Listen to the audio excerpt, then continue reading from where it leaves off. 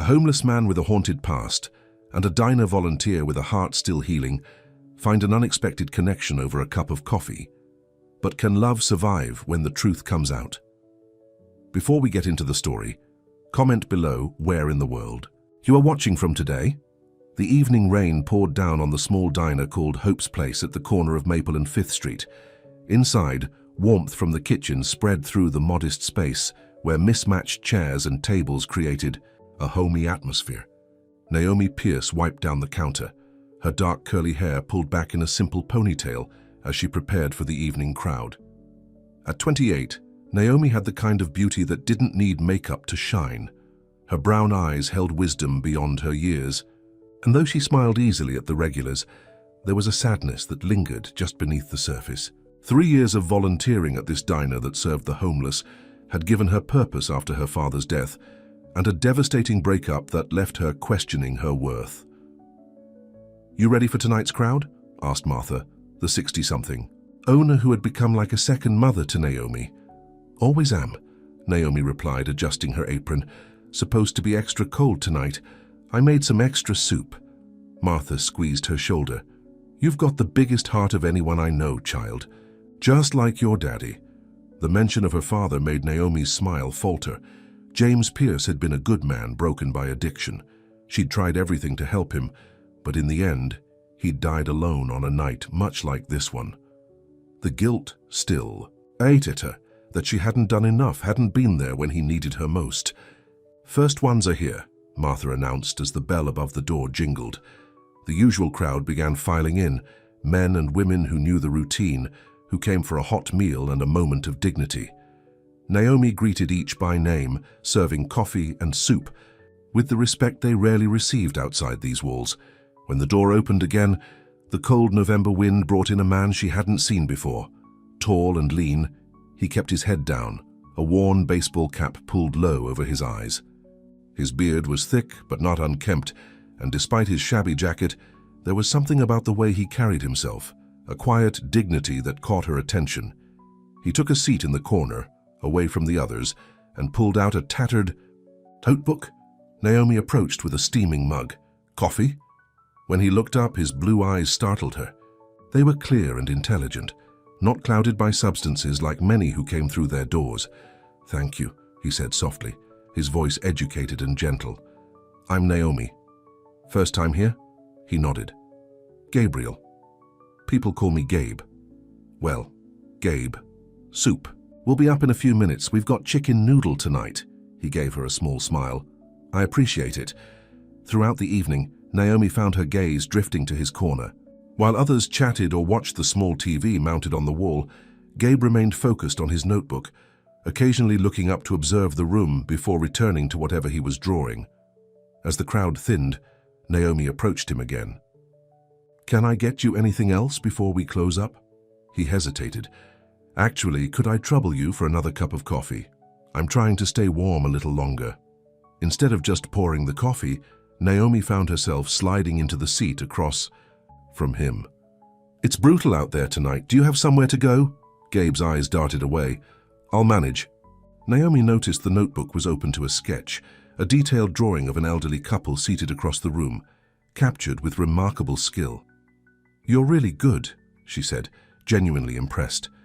He quickly closed the notebook. "Just a hobby." Must. Be nice to have something like that. Something that's just yours. She found herself wanting to keep the conversation going, drawn to his quiet presence. "What about you?" he asked. "Do you have something that's just yours?" The question caught her off guard. Most people who came through never asked about her. "Life? Books," she finally said. "I read everything I can get my hands on. Escape for a little while, you know." His face lit up. "What are you reading now?" Their eyes were watching God. For the third time. "Zora Neale Hurston," he said, nodding appreciatively. "Beautiful work." For the next half hour, they talked about books, classics, contemporary novels, poetry.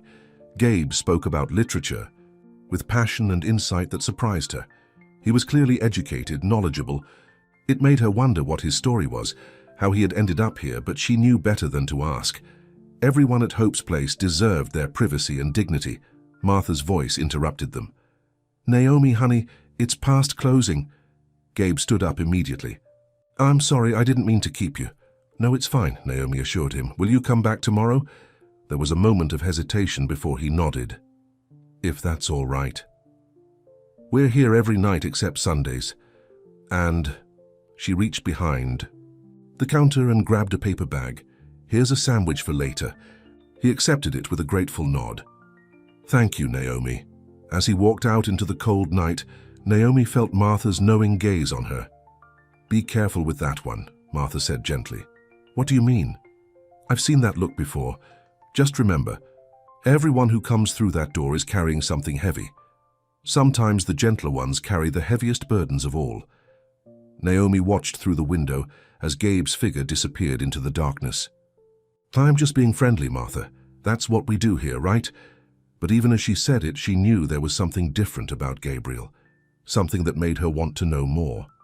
Over the next 2 weeks, Gabe became a regular at Hope's place, always arriving at the same time, always taking the same corner table. Some nights they barely spoke beyond pleasantries, but other nights, when the crowd was thin, Naomi would sit with him and their conversations would flow easily. She learned he had a dry sense of humor beneath his quiet exterior. He loved classical music, but also had an unexpected appreciation for 90s hip-hop. He was well-traveled, though he never specified where he'd been or why. He asked thoughtful questions and listened, truly listened, when she spoke. What he never talked about was his past. Where he came from, what had happened to bring him to this point in his life, all of it remained a mystery. One Thursday evening, the diner was nearly empty due to a heavy snowfall. Gabe sat at his usual table, but tonight he seemed more withdrawn, staring at his coffee without touching it. Naomi approached, concerned. Everything okay?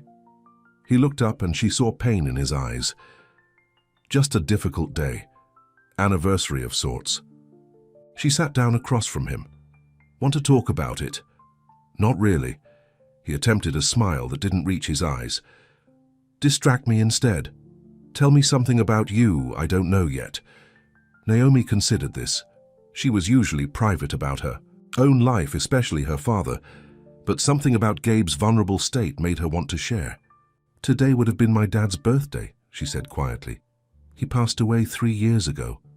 Gabe's expression softened. I'm sorry. He was a good man who made bad choices. Addiction took him down a road he couldn't come back from. She traced the rim of her coffee mug. I tried everything to help him. In the end, it wasn't enough. That's why you're here, Gabe said. Not a question, but an understanding. Naomi nodded. I couldn't save him, but maybe I can be there for someone else, make some small difference. She sighed. My ex used to say I was trying to fix my guilt by serving soup. Maybe he was right. Your ex sounds like an idiot, Gabe said with unexpected firmness. The statement surprised a laugh out of her. He was, among other things. What happened? Classic story, dated for 2 years. He was charming, successful, came from money. I thought we were building something real. Her voice hardened. Turned out I was just a phase for him. His family made it clear I wasn't the right kind of woman for their son. And he didn't fight for me. Just let me go like I was nothing. He's a fool, Gabe said softly. Their eyes met, and something shifted between them. A recognition, a connection that went beyond their casual conversations. Martha's voice broke the moment. We're closing up early tonight, folks. Snow's getting worse. Naomi stood reluctantly. Will you be okay out there? Concern flashed across Gabe's face. I'll manage. She bit her lip. There's a shelter on 10th Street that might have beds available. I know, he said, but she could tell he wouldn't go there. Making a quick decision, Naomi went to the back room and returned with a thick blanket and a small battery-operated heater. Take these at least, please. He seemed about to refuse, then nodded. Thank you, I'll bring them back. Keep them as long as you need. As he was leaving, he turned back. Naomi, for what it's worth, I think what you're doing here matters. You're making a difference. Don't let anyone tell you otherwise. His words stayed with her long after he'd gone. warming something inside her that had been cold for too long. December arrived, bringing holiday decorations to the diner. Martha had strung colorful lights around. The windows and a small artificial tree sat on the counter. The atmosphere was cheerful, despite the cold outside. Gabe continued his nightly visits. Sometimes he'd help out, washing dishes when they were short-handed or fixing the wonky leg on one of the tables. Naomi noticed he was looking slightly better these days, cleaner, his clothes less worn. She hoped it meant things were improving. For him. One night after the last person had left, Gabe lingered, clearly working up the courage to say something. "I have something for you," he finally said, pulling out his notebook. He carefully tore out a page and handed it to her. It was a drawing of Naomi herself, captured in a moment of laughter as she served coffee. The detail was extraordinary. He'd caught the light in her eyes, the small dimple in her left cheek, the gentle curve of her hands around the coffee pot. It wasn't just a likeness. He had somehow drawn her spirit. "Gabe, I don't know what to say." She felt tears prickling at her eyes. "You don't have to say anything. I just wanted you to see yourself the way others see you, the way I see you." In that moment, Naomi realized she was falling for him. It was crazy, impossible. She knew nothing concrete about him, and what she did know should have warned her away, but her heart wasn't listening to reason. "Would you like to get coffee sometime?" she blurted out. "I mean, not here, somewhere else, like a real coffee shop, together, as..." Soon as the words left her mouth, she regretted them. What was she thinking? He was someone she served at a homeless diner. She didn't even know his last name. Gabe looked stunned, then a slow smile spread across his face. "I'd like that very much." "Tomorrow?" "There's a place called Rosie's just a few blocks from here. They stay open late." "Tomorrow," he agreed. As she watched him walk away that night, Naomi felt both excited and terrified. Martha's warning echoed in her mind, but for once she decided to silence the cautious voice inside her and take a chance. Rosie's Cafe was a cozy spot with mismatched furniture and local art on the walls. Naomi arrived early, nervously smoothing her sweater. She'd changed outfits 3 times before settling on jeans and a soft blue sweater, casual but nicer than her usual work clothes. When Gabe walked in, she almost didn't recognize him. He'd trimmed his beard, and his hair was neatly combed. He wore a clean button-down shirt under his usual jacket. He looked handsome, strikingly so. "You look nice," she said as he sat down across from her. "So do you." His eyes crinkled when he smiled. "It feels strange to see you without an apron." They ordered coffee, and conversation flowed easily between them. Here, away from the diner, they were just 2 people getting to know each other. There was no server and served, no unspoken boundaries. "Can I ask you something?" Naomi ventured after their second cup of coffee. "How did you end up, you know?"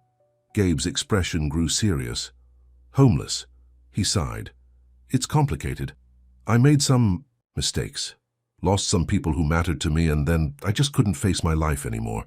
"What did you do before?" He hesitated. "I worked in technology, software development." "You must have been good at it. You're obviously smart." A shadow passed over his face. "Being good at something doesn't always mean you do good with it." She wanted to ask more, but his expression had closed off. Instead, she shared stories from her childhood, about growing up with a single father who did his best until addiction took hold. She told him about her job as an administrative assistant at a local community college, a position that paid the bills, but left her feeling unfulfilled. "That's why I volunteer," she explained. "It's the only time I feel like I'm doing something. That matters." "You matter, Naomi," Gabe said simply. "What you do, who you are, it matters." The sincerity in his voice made her cheeks warm. No one had ever looked at her the way he did, like she was something precious and rare. When the cafe was closing, they walked slowly back toward the diner. The night was cold but clear, stars visible despite the city lights. "Where do you go?" she asked suddenly. "At night, when you leave the diner, where do you sleep?" Gabe looked uncomfortable. "I have a place. It's temporary, but it's shelter." "I worry about you," she admitted. He stopped walking and turned to face her. You don't need to. I'm okay, Naomi. Better than I've been in a long time, actually. They stood close, breath visible in the cold air. Naomi felt drawn to him, the connection between them palpable. Gabe reached out slowly, giving her time to pull away, and brushed a curl from her face. Thank you for tonight, for seeing something in me worth your time. I see you, Gabriel. She whispered. I don't know all of you yet, but what I see I like. Under the glow of a streetlight, he leaned down and kissed her softly. His lips were warm despite the cold, the kiss gentle and questioning. When they pulled apart, his eyes searched hers. Is that okay? He asked. In answer, she stood on tiptoe and kissed him again, more firmly this time. When they finally parted, they were both smiling. Good night, Naomi Pierce, he said, touching her cheek one last time. Good night, Gabriel. She watched him walk away, her heart lighter than it had been. In years. Whatever complications might come from falling for someone like Gabe, in this moment it felt right. It felt like the beginning of something real. As she turned toward home, she didn't notice the sleek black car parked half a block away, or the driver watching Gabe's retreating figure with interest before pulling out to follow him. 2 weeks passed in a blur of coffee dates and evening conversations. Naomi and Gabe settled into a routine. She would work her shift at the diner, and afterward they would go for walks or sit in an all-night diner talking until the early hours. Gabe was still guarded about his past, but other parts of him were opening up. He made her laugh with dry observations and listened to her dreams with genuine interest. When she confessed her desire to someday open a community center for at-risk youth, he didn't dismiss it as impractical, but asked thoughtful questions about how she would structure the programs. They exchanged small touches, hands brushing, shoulders, leaning together, goodnight kisses that grew longer and more passionate.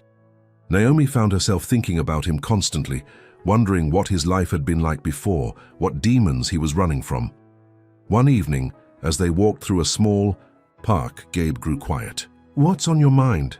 Naomi asked, squeezing his hand. I need to tell you something, he said, his voice strained. I haven't been completely honest with you. Her heart stuttered. Here it comes, she thought, the secret wife, or the criminal past, or whatever other complications she'd been bracing herself for. I'm not, he started, then stopped. My situation is changing. I've been working on something, trying to fix some of the mistakes I made. What kind of mistakes? He shook his head. I can't explain it all yet, but things are going to be different soon. I just need a little more time. She pulled her hand away. That's pretty vague, Gabe. I know, I'm sorry. His eyes pleaded with her. I just need you to trust me a little longer. Can you do that? Every instinct warned her to be careful. She'd been hurt before by trusting too easily. But something about the earnestness in his eyes made her nod. A little longer, she agreed. But Gabe, relationships need honesty to work. Whatever it is, I need you to tell me soon. He pulled her close. I will, I promise. And Naomi, what I feel for you, that's real. Whatever else you learn about me, please believe that. She wanted to believe him. As he held her under the winter sky, she chose to trust that the connection between them was genuine, even if his circumstances were complicated. But later that night, alone in her apartment, doubt crept in. Was she being naive? Was she so desperate for connection that she was overlooking red flags? Martha's warning haunted her. Everyone who came through that door was carrying something heavy. What exactly was Gabriel carrying? And would the weight of it crush what they were building together when the truth finally came out? A crisp morning in mid-December found Naomi walking to the corner store for milk before her shift. As she passed the small newsstand outside, a familiar face on a magazine cover stopped her cold. There on the glossy cover of Forbes was Gabriel. Clean-shaven, hair neatly styled, wearing an expensive suit but unmistakably him. The headline read, The Return of Gabriel Sinclair, Tech's Fallen Star Plans His Comeback. With trembling hands, she bought the magazine and stood on the sidewalk, flipping to the feature article. Photos showed Gabriel Sinclair, in sleek offices at tech conferences, shaking hands with industry leaders. The article detailed his rise as a brilliant software engineer who founded Sinclair Innovations, a company specializing in artificial intelligence and self-driving technology.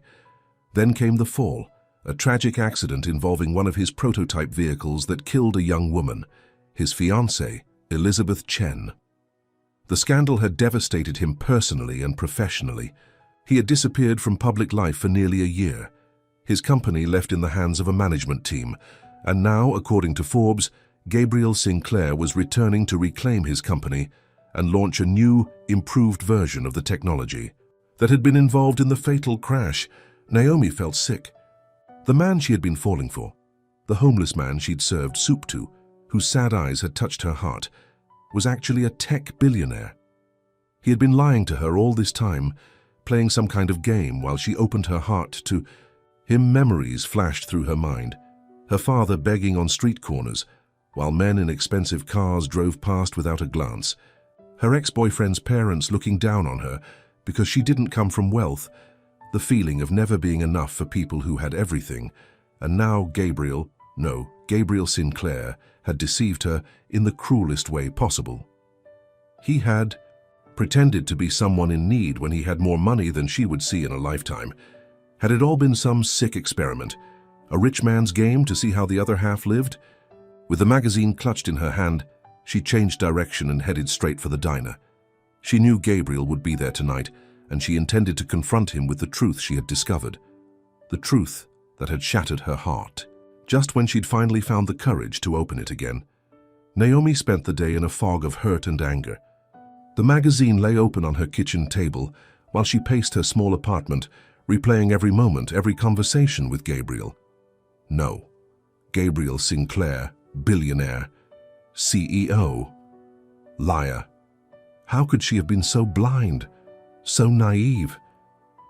She'd opened her heart to him, shared her pain about her father, her dreams for the future, and all along he'd been living a lie.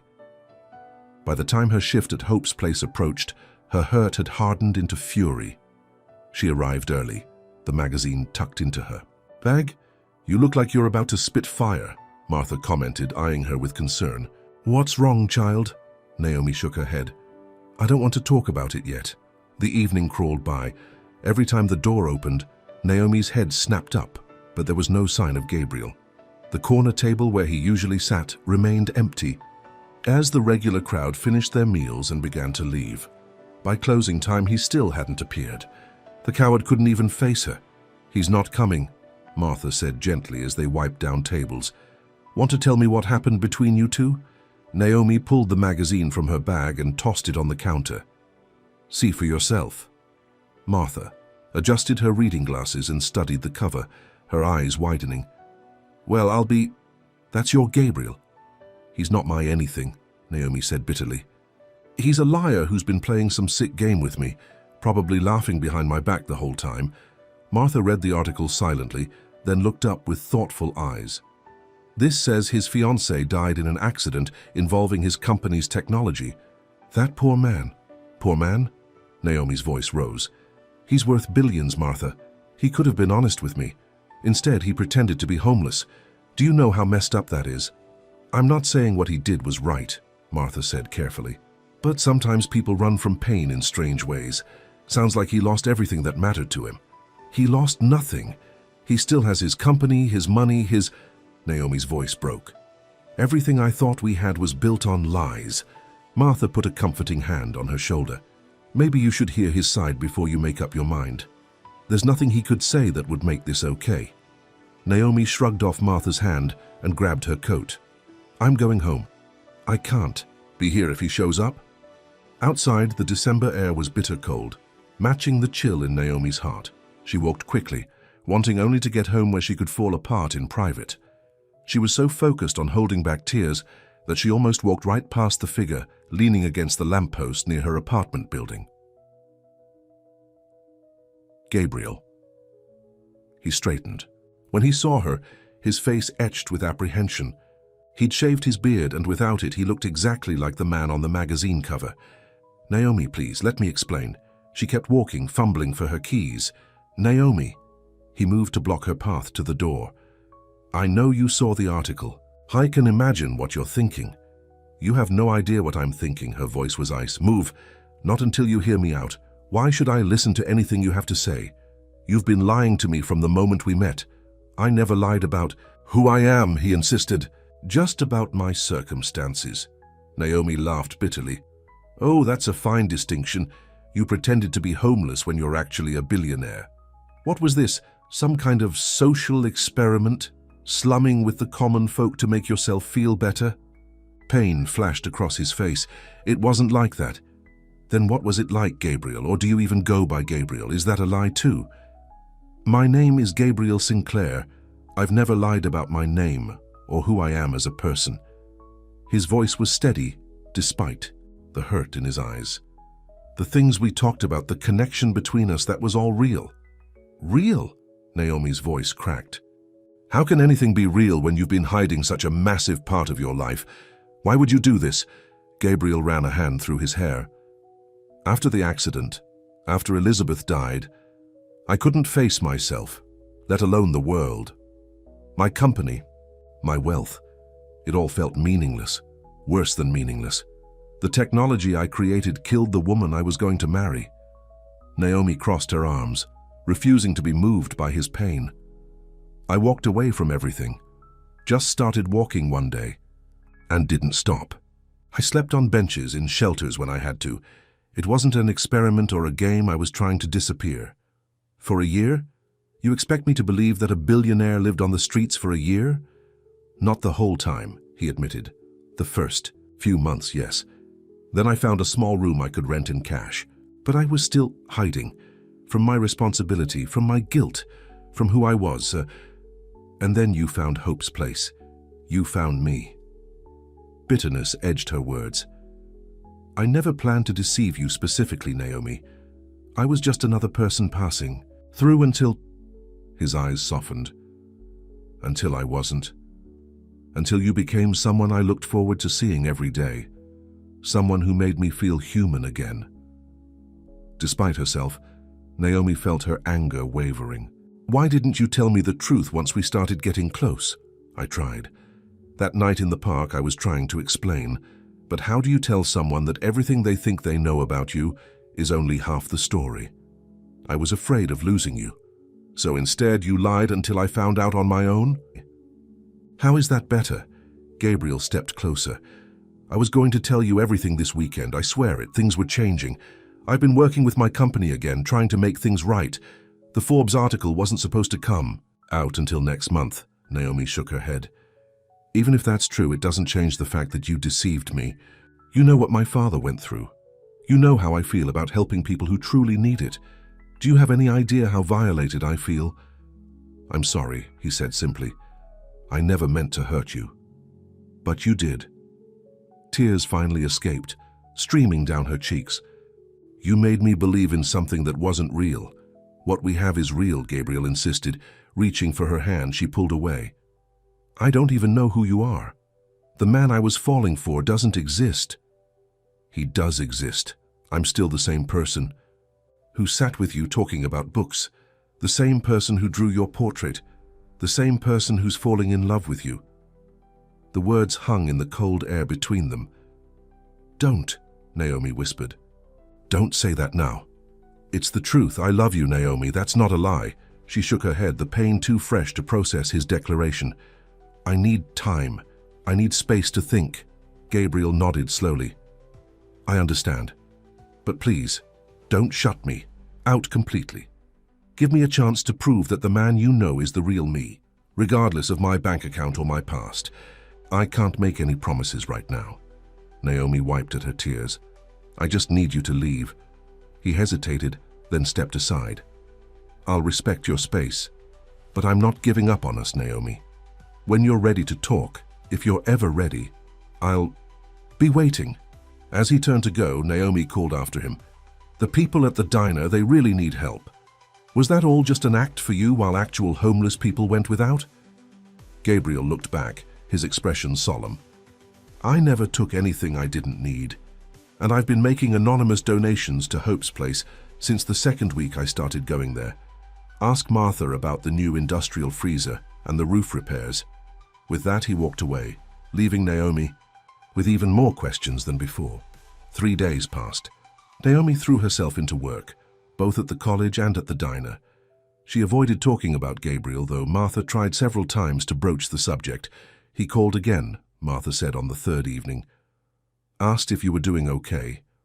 I'm fine, Naomi said flatly, aggressively wiping down the counter. He also doubled the amount of his monthly donation, said he wants to fund a full-time social worker to help folks find housing and services. Naomi slammed the rag down. He's just trying to buy forgiveness, Martha sighed.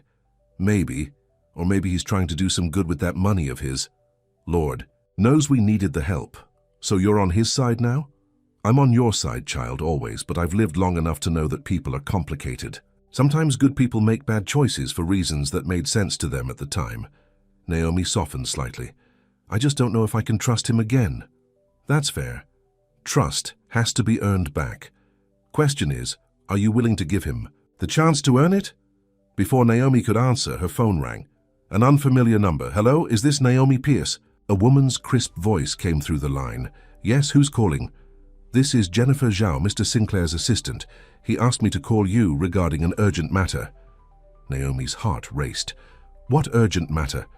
There's been an incident. Mr. Sinclair has been taken to Mercy Hospital. He was asking for you before they took him into surgery. The world seemed to tilt. Surgery? What happened? Car accident. That's all I know at this point. He left instructions that you should be notified if anything happened to him. Despite her anger, fear gripped Naomi's heart. I'll be right there. She hung up and grabbed her coat, explaining the situation to a worried Martha. Go, Martha urged. Whatever lies between you two, this is more important. Mercy Hospital was a maze of sterile corridors. Naomi followed signs to the surgical waiting area, her mind racing with terrible possibilities. No matter how betrayed she felt, she couldn't bear the thought of Gabriel being seriously hurt. In the waiting room, a slender Asian woman in an impeccable suit approached her. Ms. Pierce, I'm Jennifer Zhao. How is he? What happened? Jennifer's professional demeanor cracked slightly. He was hit by a car outside our office building. The driver lost control on the ice. He has internal bleeding and a head injury. They're operating now. Is it bad? The doctors seemed concerned. Jennifer led her to a quieter corner. I should tell you that you're listed as his emergency contact. Naomi blinked in surprise. Since when? Since last week. He updated all his paperwork when he officially returned to the company. This revelation stunned Naomi, even as she was discovering his secret. He had been making her his emergency contact. It made no sense. Who else knows he's here? His family, friends? Jennifer hesitated. Mr. Sinclair doesn't have much family. His parents passed years ago, and he's not close to his extended family. As for friends, she sighed, after the accident, with Elizabeth he withdrew from everyone. There were business associates who tried to reach out, but he shut them all out. So, there's no one else coming? The company board has been notified, but Jennifer looked uncomfortable. Mr. Sinclair isn't particularly popular with them right now, so he's been pushing for major changes they don't agree with. Naomi sank into a chair, trying to process everything.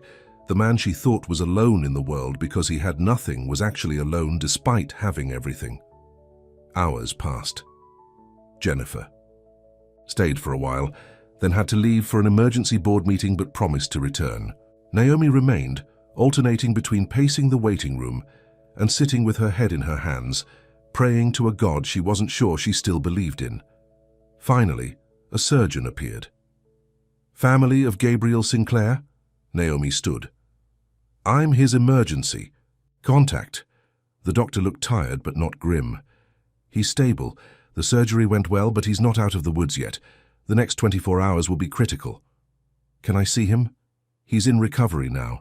Once he's moved to ICU, you can have a brief visit. He probably won't be conscious. Naomi nodded, relief making her knees weak. Thank you, doctor.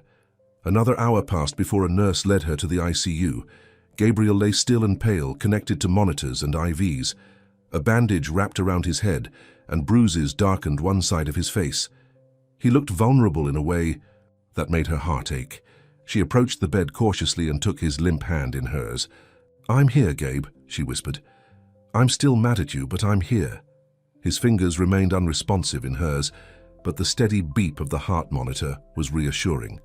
Whatever lies had come between them, she couldn't deny that she cared about him, perhaps more than she wanted to admit.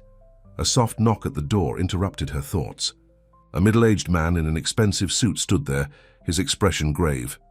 "Ms. Pierce? I'm Victor Reynolds, Sinclair Innovations' Chief Operating Officer. Is there news about Gabriel's condition?" Reynolds stepped into the room, his gaze calculating. As it moved from Gabriel to Naomi. "No, I'm afraid not. I came as soon as I heard. The board is quite concerned." Something about his tone made Naomi uneasy. "I'm sure they are. Ms. Pierce, I understand you and Gabriel have a personal relationship. We know each other, yes." Reynolds nodded. "Then perhaps you can help us understand some of his recent decisions. He's been acting erratically since his return, demanding we scrap our most profitable products, insisting on reallocating resources to safety measures that will cost millions. Sounds like he's trying to prevent another accident," Naomi said coolly. "Business requires calculated risks. Gabriel used to understand that." Reynolds moved closer to the bed. "The tragedy with Elizabeth was unfortunate, but it was one incident. One cannot rebuild an entire company based on grief and guilt." Naomi stiffened. "I think Gabriel might disagree." "Yes, well, Gabriel hasn't been thinking clearly." Reynolds sighed dramatically. "The board was considering a temporary leave of absence for him even before this accident. Perhaps this is a sign he needs more time to recover." The implication was clear. The company wanted Gabriel out of the way. "I'm sorry, Mr. Reynolds, but I don't see how any of this concerns me. Gabriel trusts you. When he wakes up, he'll be vulnerable, confused. It would be helpful if you could encourage him to step back. For his own good, of course." Anger flared in Naomi's chest. "Let me get this straight. You want me to manipulate him while he's recovering from a life-threatening injury so your company can continue making unsafe products?" Reynolds' expression hardened. "You misunderstand. We simply want what's best for everyone involved, including Gabriel. I think you should leave now. Ms. Pierce, be reasonable. There could be benefits for you as well. Gabriel has always been generous with those close to him." Naomi stepped between Reynolds and the bed. "Are you trying to bribe me to take advantage of Gabriel while he's fighting for his life?" Reynolds straightened his tie. "I can see this conversation isn't productive. I'll come back when Gabriel is awake." "Don't bother. I'll make sure hospital security knows you're not welcome." With a cold smile, Reynolds turned to leave. "You may not realize it, Ms. Pierce, but you're out of your depth here. Gabriel might play at being a common man for a while, but he belongs in our world, not yours. Don't make the mistake of thinking otherwise." After he left, Naomi sank into the chair beside Gabriel's bed, trembling with anger and a new understanding. The wealth and power she had resented Gabriel for hiding came with enemies and complications she hadn't considered. "What kind of mess have you gotten yourself into, Gabe?" she whispered, squeezing his hand gently. To her surprise, his fingers twitched slightly in response.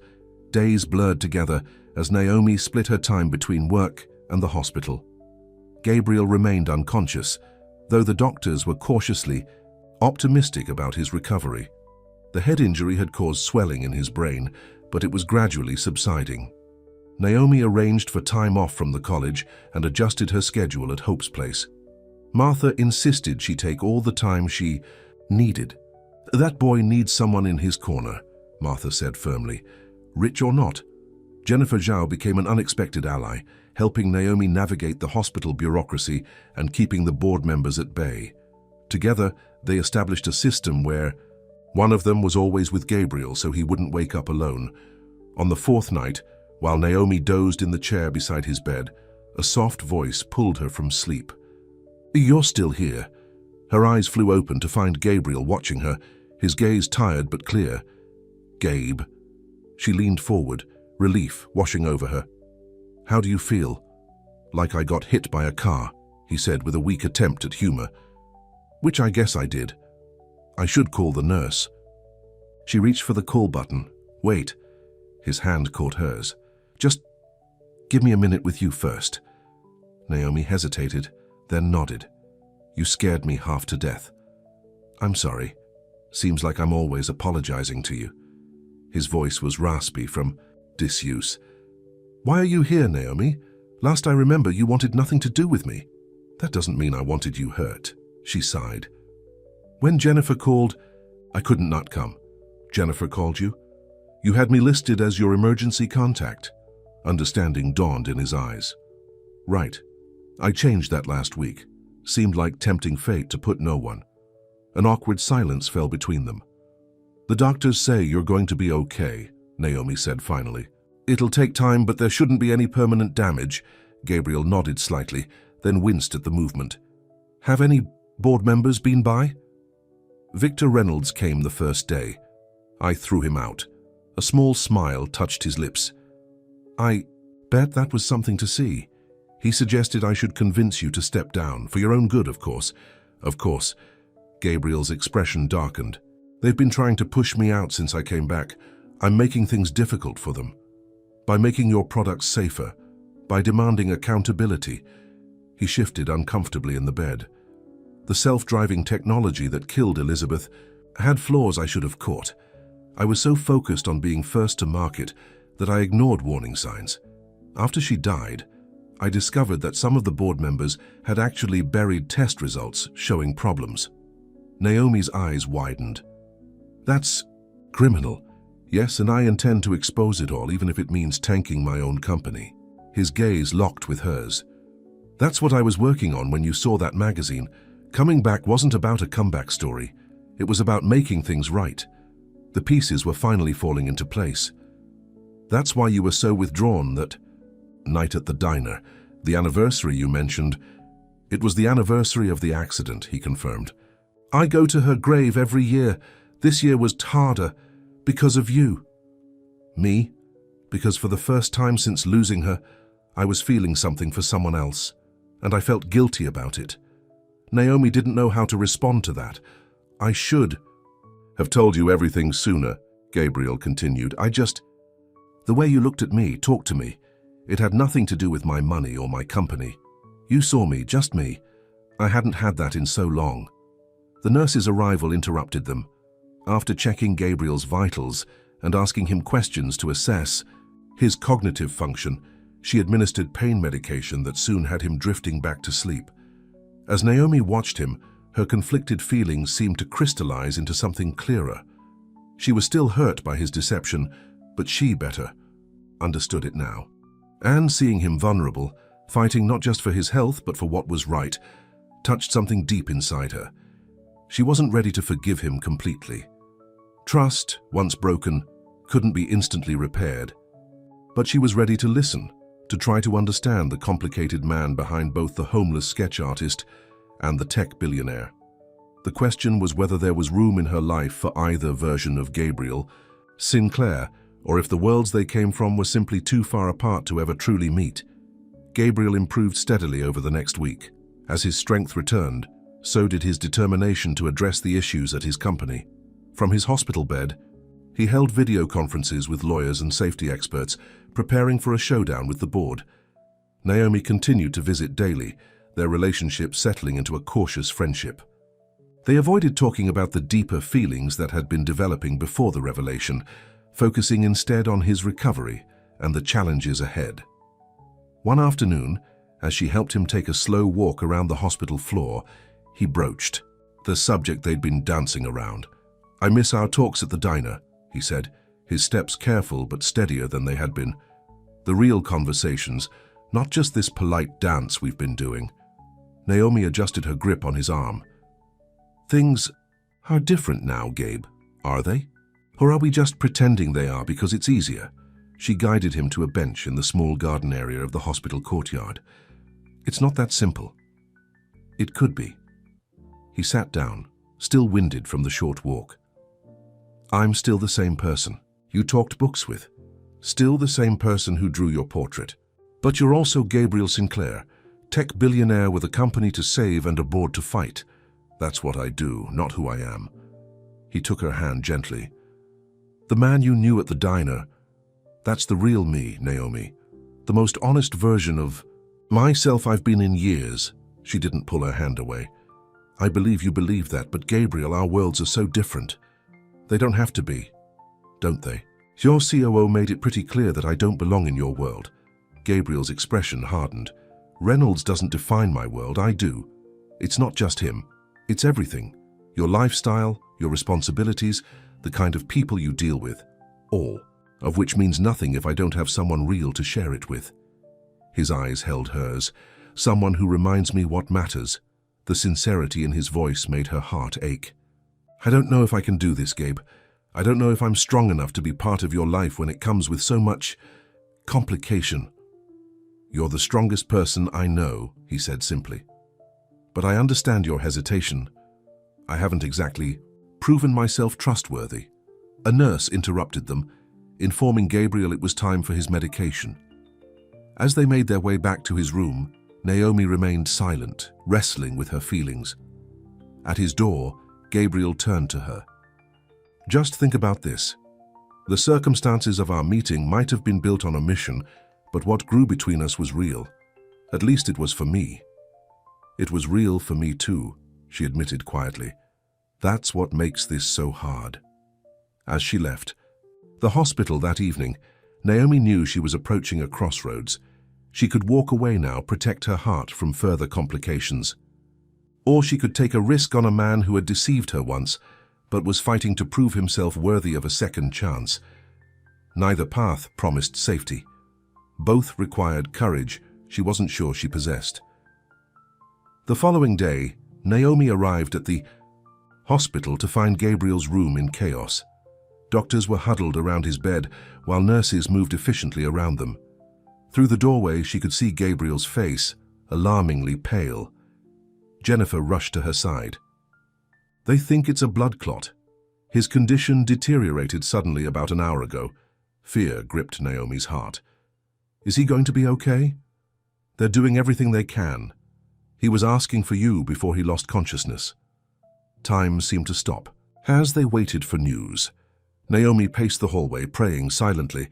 Every fear and doubt she'd been harboring seemed trivial now, compared to the possibility of losing Gabriel completely. After what felt like an eternity, the doctor emerged, looking tired but relieved. We've stabilized him. The clot was caught in time, but it was a close call. He'll need to be monitored carefully for the next few days. Can I see him? Naomi asked. Briefly. He's heavily sedated. In the quiet of the room, with only the beeping monitors for company, Naomi sat beside Gabriel's bed and took his hand in hers. Don't you dare leave like this, she whispered fiercely.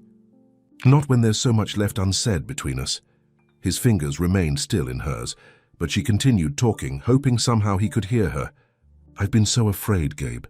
Afraid of being hurt again, afraid of your world swallowing me up, afraid of losing myself in loving you.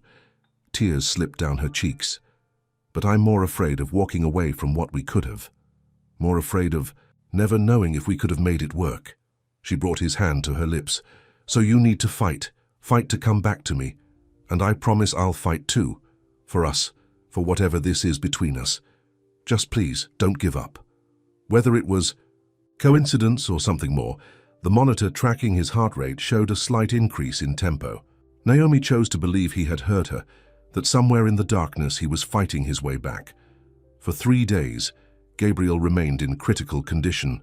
Naomi barely left his side, sleeping in the uncomfortable chair beside his bed.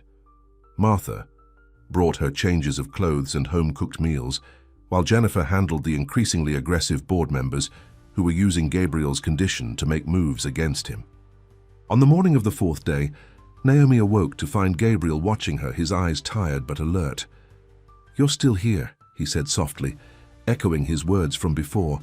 Relief flooded through her. I'm still here. I heard you, you know. When you thought I couldn't hear you. Naomi felt her cheeks warm. You weren't supposed to remember that part. A small smile touched his lips. Too bad. It was the best part. He reached for her hand. Did you mean it? About fighting for us? She nodded, slowly. I meant it. I'm still scared and I still have doubts, but I want to try, Gabe. I want to see if we can build something real. Something honest this time. That's all I'm asking for. A chance. His eyes held hers. I love you, Naomi Pierce. I think I have since that first night you sat down at my table and talked about Zora Neale Hurston. Tears pricked at her eyes. I think I might love you too, Gabriel Sinclair. God help me. He laughed softly, then winced. God help us both. It won't be easy. Nothing worth having ever is, she said, squeezing his hand. As they sat together in the quiet hospital room, Naomi knew they faced an uncertain future. Gabriel still had his company to save and his past to reconcile. She had her own fears and trust issues to overcome. The worlds they came from remained vastly different, but for the first time, she believed they might find a way to bridge that gap, not by denying their differences, but by building something new together, something that took the best of both, their worlds, and created a shared space where they could both belong. It would take time. It would take work, but sitting there, her hand in his, Naomi was finally ready to take that risk. Outside the hospital window, snow began to fall, covering the city in a clean white blanket, a fitting symbol for the fresh start they were both hoping for. 2 weeks later, Gabriel was finally released from the hospital. The doctors had warned that his recovery would take time. The combination of the accident and the blood clot had taken a serious toll on his body. Where should we tell the driver to go? Jennifer asked as she finished the discharge paperwork. Naomi and Gabriel exchanged a look. They hadn't discussed this part of his recovery. I have a penthouse downtown, Gabriel said hesitantly, but it's not exactly set up for someone with limited mobility right now. I've made arrangements at the Westbrook Rehabilitation Center, Jennifer offered. Private room, top medical staff. Gabriel shook his head. No more hospitals or facilities. I need to be somewhere that feels like home. An awkward silence fell between them. Naomi took a deep breath, making a decision that surprised even herself. You can stay with me, she said. My apartment's small, but it's on the first floor, no stairs. Gabriel's eyes widened. Naomi, you don't have to do that. I know I don't have to. I want to. She squeezed his hand. Besides, someone needs to make sure you actually rest instead of trying to run your company from your sickbed. Jennifer looked between them, a small smile playing at her lips. I'll have medical equipment delivered. And a security team, of course. No security, Gabriel said firmly. I don't want to disrupt Naomi's life more than necessary. Gabe, the board is still making moves against you. Not to mention the press will be all over this once they find out you've been released. Then make sure they don't find out. His voice left no room for argument. As far as the public and the board are concerned, I'm still recovering at a private facility. Only you and Naomi's friend Martha need to know where I really am. Jennifer didn't look happy, but she nodded. I'll do what I can, but if there's even a hint of trouble, I'm sending security whether you like it or not. As the hospital wheelchair carried Gabriel to the service exit, where a discreet car waited, Naomi felt a flutter of anxiety. What was she getting herself into? Her tiny one-bedroom apartment was a far cry from the luxury Gabriel was used to, and while they'd agreed to give their relationship a chance, they were still on shaky ground. You can still change your mind, Gabriel said quietly, as if reading her thoughts. The rehab center is a perfectly good option. I'm not changing my mind, she replied, more confident than she felt. But fair warning, my place isn't exactly featured in Architectural Digest. He smiled. After spending weeks in a hospital room, anywhere with you sounds perfect. Naomi's apartment was a cozy space in an older building with character. High ceilings, wooden floors, and windows that let in plenty of natural light. It was neat but lived in, with bookshelves lining one wall and simple, comfortable furniture. Compared to what Gabriel must be used to, it was practically a closet. Home sweet home, she said nervously as she helped him through the door. Gabriel leaned on his cane, taking in the space with genuine interest. It's exactly how I pictured it. Warm, full of books, and completely you. Relief washed over her. The bedroom's through there. I changed the sheets and cleared some space in the closet for your things. I'll take the couch. Absolutely not, Gabriel protested. I'm not kicking you out of your own bed. The couch is fine for me. The doctor said you need proper support for your back. The bed is non-negotiable. Their first argument as housemates ended with a compromise. Gabriel would take the bedroom for now, but they would revisit the arrangement if his stay extended beyond a couple of weeks. Jennifer arrived shortly after, with medical supplies, clothing, and Gabriel's laptop, despite Naomi's objections to the latter. "Just for emergencies," Jennifer promised. "I'll handle day-to-day operations. You focus on getting better." After she left, an awkward silence fell between them. This was uncharted territory, no longer just hospital visits with clear boundaries, and medical staff always nearby. "Are you hungry?" Naomi asked, desperate to break the tension. "I'm not much of a cook, but I make a decent pasta." "That sounds wonderful." Gabriel eased himself onto the couch. "Can I help?" "You can rest." "Doctors." "Orders, remember?" As she moved around the small kitchen, Naomi felt Gabriel's eyes following her.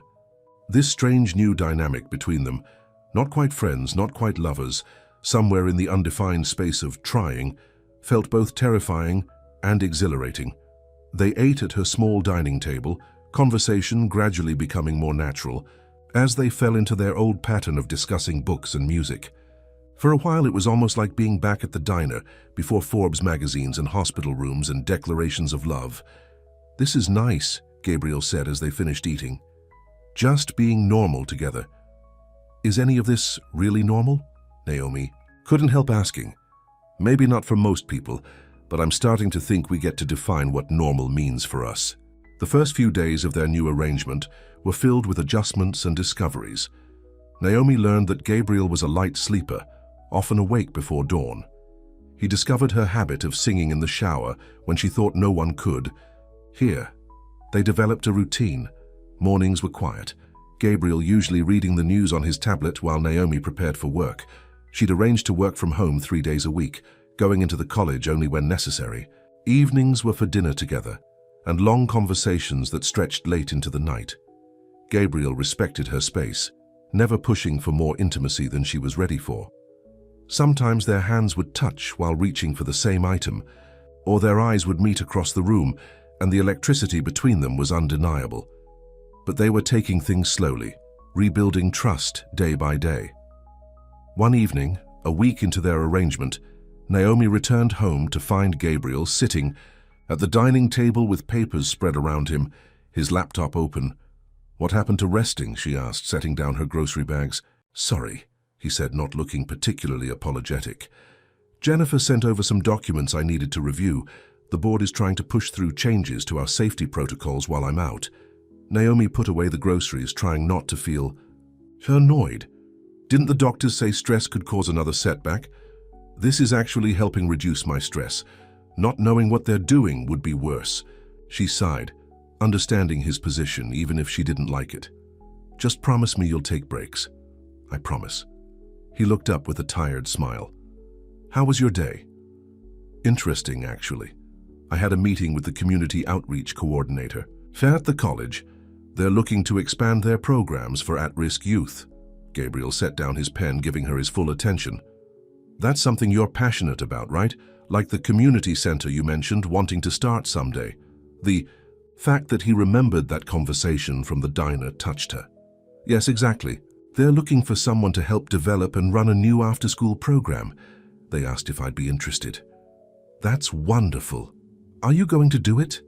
Naomi shrugged, trying to downplay her excitement. "The pay isn't great, and it would mean giving up my evenings at Hope's place. But it sounds like exactly the kind of work you've been wanting to do." "It is," she admitted. "I just don't know if now is the right time to make a change. With everything that's happening," Gabriel's expression grew serious. "Don't put your dreams on hold because of me, Naomi. If this is an opportunity you want, you should take it. It's not just about you. It's about all the people who depend on the diner. Martha has other volunteers, and if it's a question of resources, I could—" "No," she cut him off firmly. "I don't want your money, Gabe." He held up his hands in surrender. "I was going to suggest I could help find other volunteers. Or resources, not just throw money at it." But point taken. An uncomfortable silence fell between them. It was their first real disagreement since he'd moved in, touching on the very real difference in their circumstances that they'd been carefully dancing around. Finally, Gabriel spoke. I'm sorry. I overstepped. No, I overreacted. Naomi sat down across from him. It's just, I need to make my own way, Gabe. If I take this position, it has to be because I earned it, not because my, whatever you are to me, is a billionaire who can make things happen with a phone call. Whatever I am to you? He raised an eyebrow. That's where we are? Despite the tension, Naomi found herself smiling. Well, boyfriend sounds juvenile, and partner seems premature. How about the man who loves you and is trying his best not to screw things up again? That's a bit long for introductions. They both laughed, the tension broken. Gabriel reached across the table for her hand. I respect your independence, Naomi. It's one of the things I admire most about you.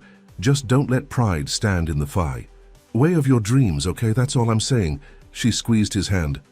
Okay. And for the record, I'm thinking about taking the position. It feels right. Then I'll be your biggest cheerleader. From an appropriate, non-interfering distance. As days turned into weeks, their cohabitation fell into a comfortable rhythm. Gabriel grew stronger, needing the cane less and less. He worked remotely, carefully orchestrating his return to the company while building a case against the board members who had concealed the safety issues. Naomi accepted the youth program position, splitting her time between the college and home. She still volunteered at Hope's place once a week, unwilling to completely abandon the place that had brought her and Gabriel together. One night, as they sat side by side on the couch watching an old movie, Gabriel turned to her with a serious expression. I have to go back soon, he said quietly. To the office, to my life. I can't hide forever. Though she'd known this day was coming, Naomi felt a pang of disappointment. Your doctors cleared you. My follow-up is tomorrow, but I'm feeling good. Jennifer has been fending off the board, but there's only so long I can run things from a distance. I understand. She tried to keep her voice neutral. When? Next week, if the doctors agree. He studied her face. This changes nothing between us, Naomi. Nothing important anyway, doesn't it? You'll go back to your penthouse, your executive lifestyle. I'll stay here, running my little youth program. It doesn't have to be that way. We can figure this out. How? Are you going to keep pretending to be homeless so we can meet at diners? Gabriel winced. That's not fair. I know, she sighed. I'm sorry. I guess I've gotten used to this bubble we've been living in. Out there, in the real world, everything is more complicated. Only if we let it be. He took her hand. I love you, Naomi. That's the simplest truth I know. Everything else, where we live, how we navigate our different worlds, those are just logistics. She wanted to believe him. These weeks together had shown her the real Gabriel, not the homeless man from the diner or the billionaire from Forbes, but the person who existed beyond those labels, the man who made terrible jokes to make her laugh, who listened with his whole being when she spoke, who saw her dreams as valuable and important. I love you too, she said softly. I'm just scared of what happens next. He pulled her closer. Then let's not think about next right now. Let's just be here together tonight. As his lips met hers, Naomi let herself forget about the future and its complications. For now, this was enough. This man, this moment, this love that had found them against all odds. The doctor cleared Gabriel to return to work, though with strict limitations on his hours and stress levels. Jennifer arranged for a press conference to announce his official return to the company, scheduled for the following Monday. The night before Gabriel was to leave her apartment, they sat on her small balcony, sharing a bottle of wine and watching the sunset. Will you come with me tomorrow, he asked, to the press conference? Naomi hesitated. Is that a good idea? I'm not exactly prepared for public scrutiny. You don't have to be front and center, but I'd like you there if you're comfortable with it, for moral support. The vulnerability in his voice made her decision easy. Of course I'll be there, just don't expect me to talk to reporters. Relief washed over his face. Thank you. And after, I was hoping we could go to dinner. There's something I want to talk to you about. That sounds ominous. It's not, I promise. He smiled reassuringly. Just something I've been thinking about. Later that night, as they prepared for bed, Gabriel still in the bedroom, Naomi now on a comfortable air mattress in the living room, he lingered in the doorway. "Thank you," he said simply. "For what?" "For taking me in. For giving me a second chance. For making these last few weeks some of the best of my life despite the circumstances." Naomi approached him, placing her hands on his chest. "Thank you for proving to me that you're worth that second chance." He kissed her gently, then more deeply as she responded. For a moment, it seemed they might cross the final physical boundary they'd been respecting during his recovery. But Gabriel pulled back, resting his forehead against hers. "Not like this," he whispered. "Not our last night here, when everything's about to change. When it happens, I want it to be the beginning of something, not an ending." Naomi nodded, understanding. They said goodnight with the promise of tomorrow hanging between them. A day that would mark their first step into a shared future outside the safe cocoon they'd created. The press conference was held in the gleaming lobby of the Sinclair Innovations headquarters. Naomi sat in the back, feeling out of place among the reporters and company executives. Gabriel stood at the podium, looking every inch the powerful CEO in his tailored suit, his voice strong as he addressed the crowd. "As many of you know, I stepped away from Sinclair Innovations following the tragic accident that took the life of Elizabeth Chen," he began. "That time away gave me perspective that I believe will make this company stronger and more responsible." He outlined his vision for the future, a commitment to safety above profit, transparency in testing, and a new ethics board with real power to halt products that didn't meet rigorous standards. "The technology we create has the power to change, lives for the better," he continued. "But with that power comes tremendous responsibility, a responsibility I failed to fully honor before. That changes today." As questions began, a familiar face pushed to the front of the crowd. Victor Reynolds, looking smug. "Mr. Sinclair," Reynolds called out, "these new protocols will cost the company millions. Shareholders are already expressing concern about the impact on the bottom line. How do you justify such drastic measures based on one unfortunate incident?" A tense silence fell over the room. Naomi held her breath, watching Gabriel's face carefully. "One unfortunate incident," Gabriel repeated, his voice dangerously quiet. "Is that how you characterize a preventable tragedy that took a human life? A tragedy that occurred in part because safety warnings were ignored and test results were hidden?" Reynolds paled slightly. "I'm simply voicing concerns that many have expressed." "Let me be very clear," Gabriel cut him off. "There is no profit margin worth a human life. And as of this morning, the board has voted to launch a full investigation into how safety concerns were handled prior to the accident. Anyone found to have concealed information will be removed from the company and may face legal consequences." Murmurs rippled through the crowd. Reynolds' expression hardened as he realized he'd been outmaneuvered.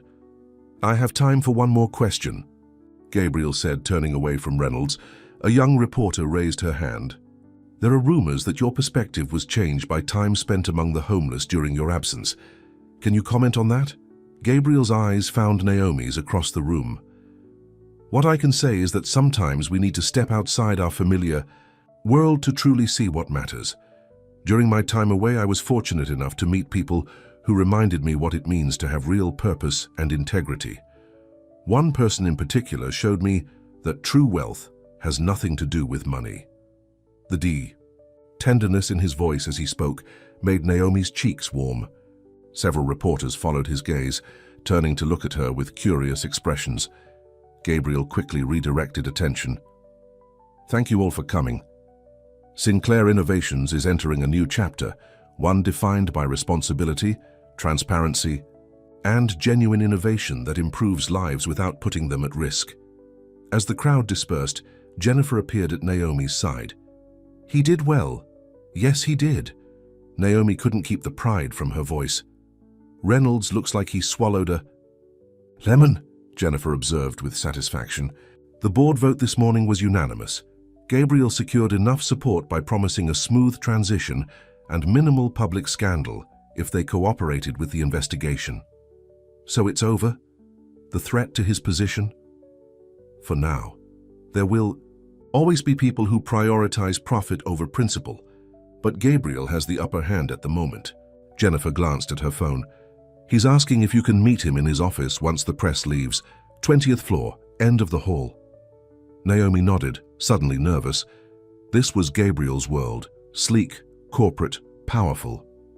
As she rode the elevator up, she felt increasingly out of place in her simple dress and jacket, surrounded by employees in designer clothing who eyed her curiously. Gabriel's office was as impressive as she'd imagined. Corner views of the city, modern art on the walls, furniture that probably cost more than her annual salary. But Gabriel himself, standing by the window looking out at the city below, seemed somehow separate from the opulence around him. He turned when she entered, his face lighting up. "There you are." "Here I am," she said, gesturing to the office. "So this is where the magic happens." "Hardly magic." He walked over to kiss her gently. "Just work. Important work, but still just work." "You were great down there, especially with Reynolds." Gabriel's expression darkened briefly. "He's the one who buried the safety reports. The investigation will prove it." "What happens then?" "Justice for Elizabeth. Accountability for the company." He took her hands in his. "And for me, a chance to finally move forward without the weight of that guilt." The mention of moving forward reminded Naomi of his request from the night before. "You said you wanted to talk to me about something?" "Yes." He led her to a seating area by the window. "These past weeks with you have been revealing. Living simply, focusing on what truly matters. It felt right in a way that this," he gestured to the office, "never has." Naomi tensed, unsure where he was going with this. "I've been thinking about what happens next for us," he continued. "The logistics we talked about, and I realized something important. I don't want to go back to my old life. Not completely." "What do you mean?"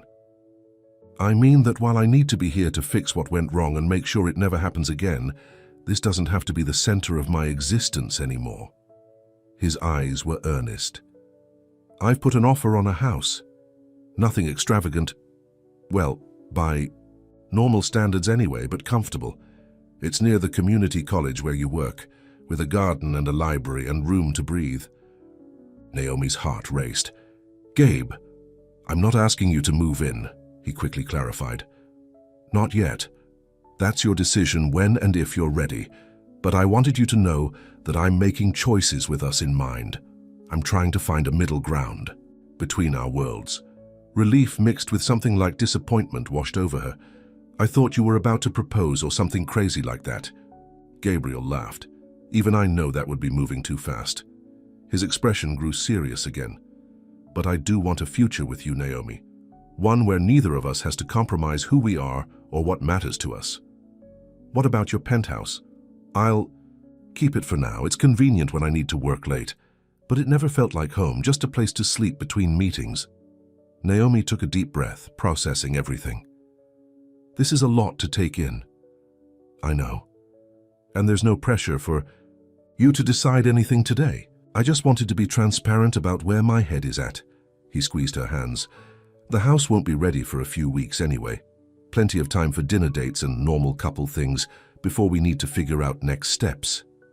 The thought of being a normal couple with Gabriel Sinclair almost made Naomi laugh. There was nothing normal about their situation. And yet the core of what they shared, the connection, the understanding, the love, that felt more genuine than anything she'd experienced before. "I'd like to see this house," she said finally, "and I'd like those dinner dates. The rest, we'll figure out as we go." Gabriel's smile was worth any uncertainty the future might hold. "That's all I'm asking for, a chance to build something real together, one day at a time." As they left his office hand in hand, Naomi felt the curious gazes of employees following them. She straightened her shoulders, refusing to be intimidated. This was her new reality, loving a man whose life existed in the spotlight, whose decisions affected thousands of people. It wouldn't be easy. The gap between their worlds wouldn't disappear overnight. But in the warmth of Gabriel's hand around hers, in the way he looked at her like she was the most important person in his universe, Naomi found the courage to take this leap of faith. Whatever came next, they would face it together. Over the next month, Gabriel and Naomi settled into a new routine. He divided his time between the office and her apartment, gradually bringing more of his belongings into her space. They spent weekends exploring the city together, finding a middle ground between her simple pleasures and his more luxurious tastes. The youth program Naomi had taken on was flourishing. Working with teens who reminded her of her father in his younger years gave her a sense of purpose she'd been missing. Gabriel supported her passion without interfering, though she occasionally caught him making notes about resources or connections that might help. One Saturday morning, Gabriel arrived at her apartment looking unusually excited. "Get dressed. I want to show you something." The house? Naomi guessed. The renovations he'd mentioned had been ongoing for weeks. "Yes, it's ready, at least ready enough to see." The drive took them to a quiet neighborhood of tree-lined streets and well-maintained homes. Nothing ostentatious, but certainly comfortable. Gabriel pulled up in front of a two-story craftsman-style house with a wide front porch and a garden, bursting with early spring flowers. "This is it?" Naomi asked, taking in the welcoming facade. "This is it. Not too big, not too small. Close to both our workplaces." Inside, the house was a perfect blend of classic architecture and modern comforts. Warm wood floors, large windows that let in natural light. A kitchen that made Naomi's look like a closet, but still felt inviting rather than intimidating. "The library is upstairs," Gabriel said, watching her reaction carefully. "And there's a room I thought could work as a home office for your youth program planning." As he led her through the house, Naomi could see how thoughtfully it had been designed. Beautiful without being showy, comfortable without being extravagant. It felt like a real home, not a billionaire's showcase. In the backyard, a patio overlooked a garden with a small fountain. "Martha helped with the garden planning," Gabriel admitted. "She said you always talked about wanting a garden someday." Emotion welled up in Naomi's throat. "You did all this for us?" "For us," he confirmed. "A fresh start. Somewhere that isn't just my world or just yours but ours." She took in the house once more, trying to imagine herself living there. It was a big step, bigger than anything she'd contemplated before. But standing there with Gabriel, it felt right. "When can we move in?" she asked quietly. Joy spread across his face. "Really? You're ready for that?" "I think I am." She took his hands. "I love you, Gabriel Sinclair. Homeless man, billionaire, and everything in between. And I'm ready to build a life with you, a real life with all its complications and compromises." He pulled her close, his kiss full of promise and future plans. "Welcome home, then," he whispered against her lips. As they stood together in what would soon be their shared space, Naomi felt the last of her doubts melting away. The path that had brought them together had been unlikely and filled with obstacles, but perhaps that was what made what they'd found so precious. Their story was just beginning, and for the first time in her life, Naomi was ready to embrace a future she couldn't predict or control, because the man standing beside her made every uncertainty worth facing. The annual holiday dinner at Hope's place was a tradition Naomi refused to miss, despite her increasingly busy schedule. As the December evening approached, she found herself more nostalgic than usual, remembering the previous year when she'd first met Gabriel. "Are you sure you don't mind helping?" she asked Gabriel as they drove to the diner. "It's not exactly the high-class charity gala you're used to." He smiled, reaching across to squeeze her hand. "There's nowhere I'd rather be. Besides, I make a mean mashed potato." Martha greeted them with warm hugs. "There's my favorite couple.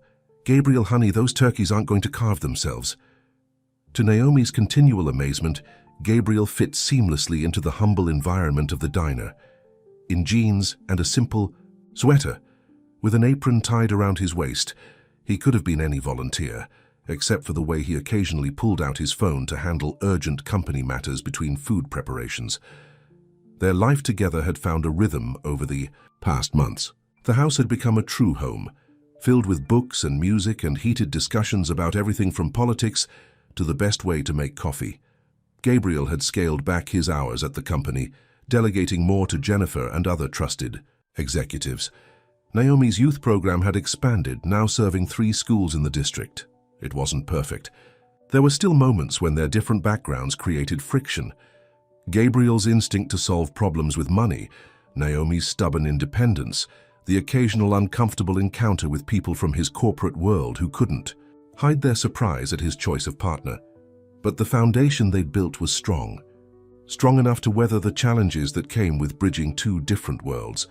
As the dinner service began, Naomi moved through the crowded diner, serving plates and chatting with the regulars. Some were familiar faces from the previous year, while others were new to Hope's Place. Each had a story, a struggle, a humanity that transcended their circumstances, something she had come to appreciate even more since meeting Gabriel. From across the room, she caught Gabriel's eye. He was deep in conversation with an elderly man, listening with the same intensity he brought to board meetings. Seeing him there, so at ease in this place that had once been her sanctuary alone, filled her heart with a joy she couldn't have imagined a year ago. "He's a good one," Martha said, appearing beside her with a tray of desserts. "Never thought I'd say that about a billionaire, but there you go." Naomi laughed. "Life is full of surprises." "That it is, child, that it is." As the evening wound down, Gabriel excused himself, saying he needed to make a quick call. Naomi continued helping with cleanup, thinking nothing of his absence until Martha nudged her. "Your booth," Martha said with a mysterious smile, nodding toward the corner where Naomi had first served Gabriel coffee a year ago. Curious, Naomi made her way to the booth. On the table lay a single sheet of paper, a drawing in the familiar style she'd come to love. It showed her as she'd been that night, coffee pot in hand, kindness in her eyes, offering warmth to a stranger. Beneath the image were the words, "The one who saw me first." Her heart raced as she picked up the drawing, noticing now that it had been folded around something small. As she opened it fully, a delicate ring fell into her palm, a simple band of rose gold with a single diamond, elegant but not ostentatious. She turned, searching the diner, but Gabriel was nowhere to be seen. Moving quickly, she headed for the door, pushing it open to the cold December night. The street outside was empty, except for the falling snow. For a moment, her heart sank. Then, she saw him, standing beneath the streetlight where they'd shared their first kiss. "Gabriel?" Her voice carried in the quiet night. He turned, the light illuminating his face, hopeful, vulnerable, filled with love. As Naomi walked toward him, the ring clutched in her hand. She felt as though her life had come full circle. From that first night when she'd offered coffee to a stranger, to this moment when she was preparing to offer her future to the man she loved, a man who had been broken and lost but had found his way back, just as she had. The distance between them, once measured in worlds apart, now came down to just a few steps in the snow. Naomi's heart pounded as she walked through the falling snow toward Gabriel. The ring in her palm seemed to grow warmer with each step, a physical symbol of the question that hung between them. Gabriel watched her approach, his breath visible in the cold air. Snow dusted his shoulders and hair, giving him an almost ethereal appearance beneath the streetlight. "You disappeared," Naomi said when she reached him, her voice soft. "I wanted this moment to be just for us," he replied. "Away from everyone else," she held up the ring. "Is this what I think it is?" Gabriel took her free hand, his eyes never leaving hers. "A year ago, I walked into Hope's Place with nothing. No hope, no future, no reason to keep going. And then there was you, offering coffee, conversation, and eventually a reason to live again." Emotion tightened Naomi's throat as he continued. "I know our beginning wasn't conventional. I know I hurt you with my omissions. But every day since then, I've tried to be worthy of the second chance you gave me." He took a deep breath. "I don't want any more days without you by my side, Naomi. I want to build a life with you. A real life with all its complications and joys and challenges." He gently took the ring from her palm. "Naomi Pierce, will you marry me?" Tears blurred her vision as she looked at this man who had journeyed from stranger to soulmate. "Are you sure? My world is so different from yours." "That's exactly why I'm sure," he said with quiet conviction. "Your world taught me what really matters, and together we've been creating something new, something that belongs to both of us." Snow continued to fall around them, each flake catching the light as it descended. In this moment suspended between past and future, Naomi made her choice. "Yes," she whispered, then louder. "Yes, I'll marry you, Gabriel." His smile was radiant as he slipped the ring onto her finger. It fit perfectly, the simple elegance of the design a testament to how well he knew her taste. As he pulled her into his arms, their lips meeting in a kiss that promised forever, Naomi felt a sense of completion. The journey that had brought them here, from that first cup of coffee to this moment of commitment, had been winding and sometimes painful, but ultimately it had led them exactly where they were meant to be. The sound of cheering broke their embrace. They turned to see Martha, and the entire staff and patrons of Hope's Place watching from the diner windows, applauding and smiling. Gabriel laughed. "So much for privacy." "They're family," Naomi said, waving to the onlookers. "Our family." Hand in hand, they walked back to the diner, where congratulations and hugs awaited them. Martha wiped tears from her eyes as she examined the ring. "About time," she said, squeezing both their hands. "I knew from that first night you two were meant for each other." Gabriel raised an eyebrow. "Is that why you warned Naomi to be careful with me?" "Of course," Martha laughed. "The ones worth keeping are always the ones you need to be most careful with. Your hearts were on the line from day one." As they celebrated with impromptu toasts of coffee and leftover pie, Naomi found herself watching Gabriel. He moved easily among the homeless patrons and volunteers, remembering names, listening to stories, completely at home in this humble setting that had once been his refuge. The billionaire CEO was nowhere to be seen. This was just Gabe, the man she had fallen in love with over late-night conversations and shared books. Later, as they drove home through the snowy streets, a comfortable silence settled between them. The enormity of their commitment hung in the air, not frightening but profound. "What are you thinking?" Gabriel asked, glancing at her as she admired the ring on her finger. "That life is strange," she answered honestly. "A year ago I was serving soup and trying to fill the emptiness my father's death left behind. I never imagined I'd be here now, engaged to you." "Regrets?" His voice held a hint of vulnerability. "Not one." She reached for his hand. "Though I'm wondering what the tabloids will say when they find out Gabriel Sinclair is marrying a community college administrator he met at a homeless shelter." He grimaced. "They'll have a field day. Are you prepared for that? Once we announce the engagement, there will be attention. People will dig into your past, your family." The thought was sobering. Naomi had experienced a taste of public scrutiny since their relationship became known in Gabriel's corporate circles, but an engagement would take the interest to another level. "I don't care what they say about me," she said finally. "But I do care about the youth program and Hope's Place. I don't want them to become media circuses. We'll protect them," Gabriel promised, "and we can control how the news gets out. Jennifer is a master at managing these things." Naomi nodded, trusting him in this arena where he had more experience. "When should we tell people? Besides Martha and everyone at the diner, I mean. How about we keep it just for us for a little? Well, enjoy the moment before the world weighs in. I'd like that." As they pulled into the driveway of their home, Naomi was struck by how quickly it had become a sanctuary for both of them. The perfect blend of his taste for quality and her preference for comfort. It represented the balance they'd been working to find in all aspects of their relationship. Inside, Gabriel built a fire while Naomi made hot chocolate. They settled on the couch, her head on his shoulder, watching the flames dance. "I've been thinking," Gabriel said after a while, "about what you said regarding your youth program." "What about it? You mentioned wanting to expand, reach more schools, but funding is limited." Naomi tensed slightly. Their different approaches to money remained a sensitive subject. "Gabe, hear me out," he said gently.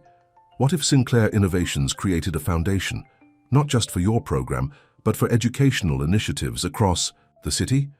You could lead it, set the direction, choose the programs to support." She sat up, considering the idea. "You want me to run a foundation? Who better? You have the passion, the vision, and the practical experience of working with these kids, and it would give the programs you care about sustainable funding without it feeling like I'm just writing checks to my fiancé's pet project." The thought was both exciting and intimidating. "That's a big job." It's also an opportunity to make the kind of difference you've always wanted to make, on a scale that could really change lives. His eyes were earnest. Just think about it. No pressure either way. Naomi nodded slowly. I'll think about it. As they prepared for bed that night, the reality of their engagement began to sink in. This was really happening. She was going to marry Gabriel Sinclair with all the changes and challenges that would bring. What kind of wedding do you want? Gabriel asked as they lay in bed, her head on his chest, his fingers tracing patterns on her arm. Something small, she replied without hesitation. Intimate, just the people who matter most to us. Not the society event of the season? He teased. She poked his side. Definitely not. I'd rather elope than deal with a circus. Small. It is then. Wherever and however you want it. Naomi lifted her head to look at him. Really? No pressure from your board or business associates to make it a big networking opportunity? This is our wedding, not a corporate event. His voice was firm. The only people who need to be there are the ones who genuinely care about us. He settled back against him, content. When I was a little girl, I dreamed about getting married in my grandmother's garden. It was this magical place full of roses and a little stone path. She died when I was 10, and the house was sold. But I still remember how peaceful it felt there. Gabriel was quiet for a moment. What was the address? Why? You can't possibly be thinking, just curious, he said innocently. Naomi laughed. Even you can't buy a house that was sold 20 years ago just for a wedding venue. Of course not. That would be excessive. But the gleam in his eye told her he was already turning over possibilities in his mind. That was Gabriel, always wanting to make her dreams come true, sometimes in grander ways than she would have chosen for herself. It was both endearing and occasionally overwhelming. Promise me something, she said, suddenly serious. Anything. Promise me that no matter what happens, no matter how complicated our lives get, or how much attention comes our way, we'll always remember who we really are. Not CEO and foundation director, not billionaire and former volunteer, just Gabe and Naomi, who found each other when they both needed someone to see them for who they truly are. Gabriel kissed her forehead. I promise. That's one vow I can make right now before any ceremony. With that assurance wrapped around her heart, Naomi drifted to sleep, the ring on her finger a tangible reminder of the unexpected journey that had brought her to this moment of profound happiness. The news of their engagement remained private for exactly 2 weeks before the media somehow caught wind of it. Naomi arrived at the community college one morning to find a photographer waiting in the parking lot. By afternoon, her phone was ringing constantly with calls from numbers she didn't recognize. Gabriel was furious. Jennifer is looking into how they found out, he said when he picked Naomi up from work, glaring at the 2 reporters who had staked out the entrance. In the meantime, we need to make a statement before the speculation gets out of hand. Back at home, they crafted a simple announcement with Jennifer's help, confirming their engagement and requesting privacy. But the statement only seemed to fuel the media's curiosity. Who was this ordinary woman who had captured one of America's most eligible bachelors? What was their story? The questions multiplied when someone connected Gabriel's absence from public life to his appearances at Hope's place. The narrative began to take shape in tabloids and social media. Billionaire went homeless, found love. This is exactly what I was afraid of, Naomi sighed, tossing aside a magazine with their grainy photo on the cover. They're turning our life into some kind of fairy tale. It'll die down, Gabriel assured her, though he looked uncertain. Once they find a more interesting story to chase. But the interest only intensified. Reporters dug into Naomi's past, uncovering details about her father's addiction struggles and her modest upbringing. Some coverage was sympathetic, painting her as a compassionate soul who had overcome adversity. Other pieces were less kind, insinuating she had somehow manipulated her way into Gabriel's life for financial gain. The attention began to affect her work. Parents of some youth program, participants expressed concern about the media presence. The college administration, while supportive, worried about disruption to other programs. The final straw came when reporters appeared at Hope's place, disturbing the safe environment Martha had worked so hard to create. "This has to stop," Naomi said that night, pacing their living room. "Those people at the diner, they go there because it's safe, because no one judges them or puts them on display. Now they're being treated like exhibits in some human interest story about us." Gabriel's expression was grim. "I've had the legal team send cease and desist letters to the worst offenders, but there's only so much we can do without making it a bigger story. Maybe we should just get married now," Naomi suggested impulsively. "A private ceremony, no announcement. Once it's done, maybe they'll lose interest." "Is that what you really want? To rush your wedding because of media pressure?" She sank onto the couch beside him. "No, but I don't want our relationship to hurt the people and places we care about either." Gabriel was quiet for a moment, thinking, what if we give them what they want, but on our terms? "What do you mean?" "One interview, one photo shoot, with a journalist we trust, who will tell the story the way it actually happened. No sensationalism, no fairy tale narrative, just the truth about two people who found each other in unlikely circumstances." Naomi considered the idea. "And in exchange, they leave us alone afterward. That's the deal we'd make, exclusive access now for privacy later." It wasn't an ideal solution, but it seemed better than the current situation. "Okay," she agreed reluctantly, "but I have conditions. No photos at Hope's place, no details about the people there, and we get final approval on the article." Gabriel nodded. "I'll have Jennifer set it up." The journalist they selected was Catherine Chen, a respected reporter known for her integrity and thoughtful profiles. She was also, Naomi discovered during their first meeting, Elizabeth's sister. "I hope this isn't too uncomfortable for you," Catherine said as they settled in Gabriel's home office for the interview. "Gabriel and I have known each other for years, even before he and Elizabeth were together." "He didn't mention that connection," Naomi said, shooting Gabriel a questioning look. "I thought it might make you nervous," he admitted. "But Catherine is the only journalist I trust completely with our story." Catherine's approach was refreshingly direct but sensitive. She asked about their first meeting, how their relationship developed, the challenges they'd faced in bridging their different worlds.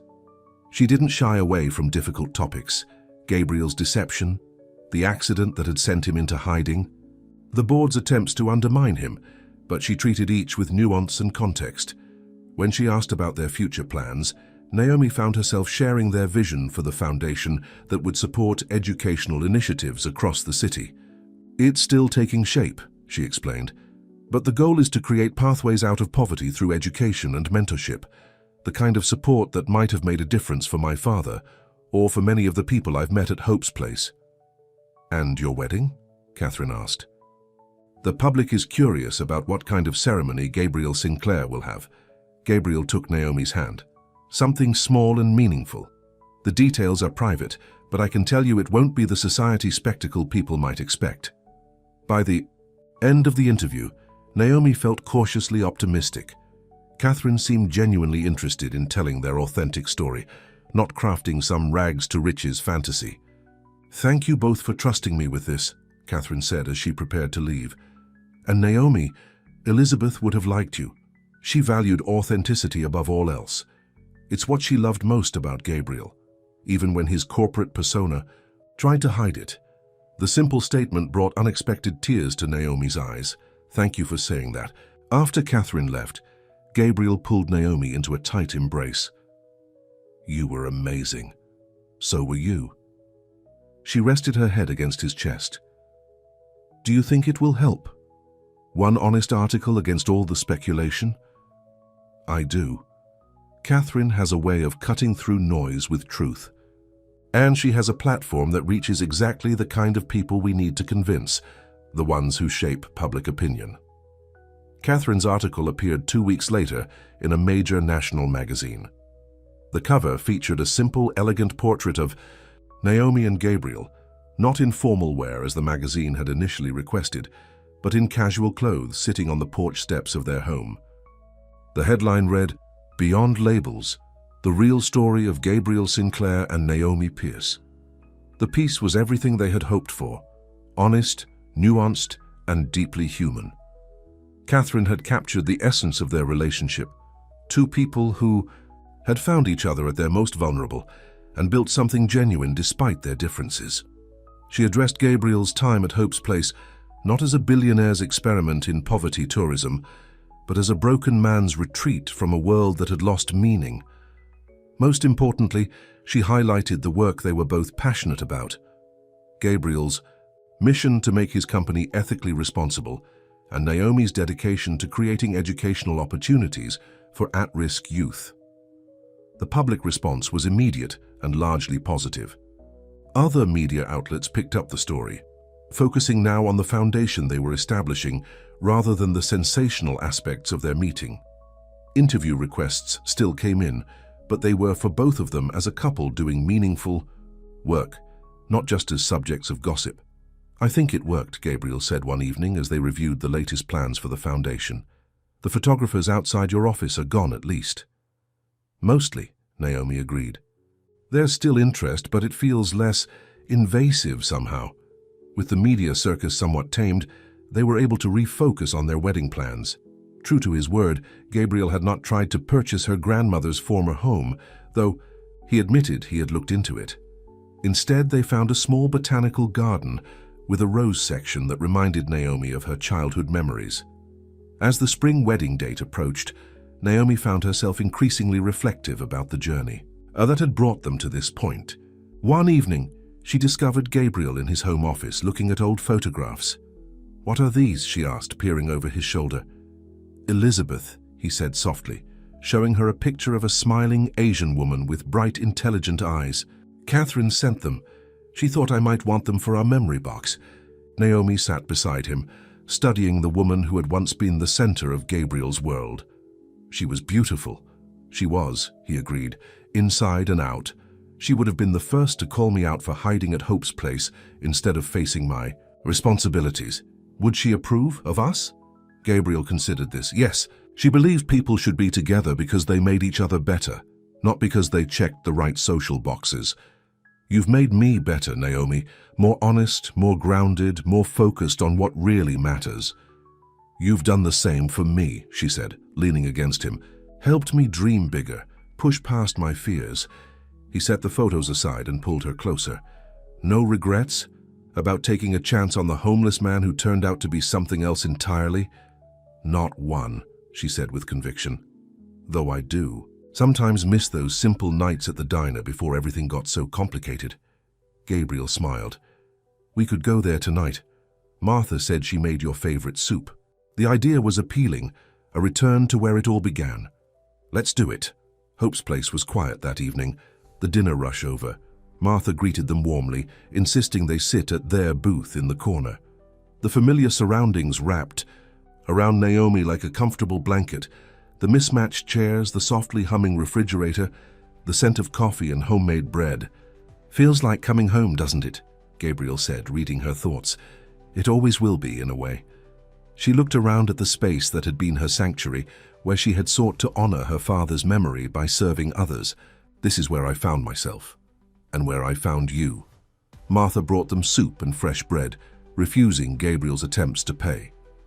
"Your foundation already does enough for us," she insisted. "Tonight, you're just Naomi and Gabe, having soup like old times." As they ate, Naomi noticed Gabriel watching her with a tender expression. "What?" she asked, suddenly self-conscious. "I was just thinking about the first time I saw you," he said. "You walked up to my table with a coffee pot and the kindest eyes I'd ever seen. I was at rock bottom, convinced there was nothing left for me in this world. And then there was you, not just offering coffee, but dignity, humanity."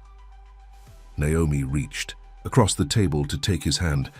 "I'm glad you found your way here that night. So am I." He squeezed her hand. "Every day, I'm grateful for that moment, for the chance to begin again with you."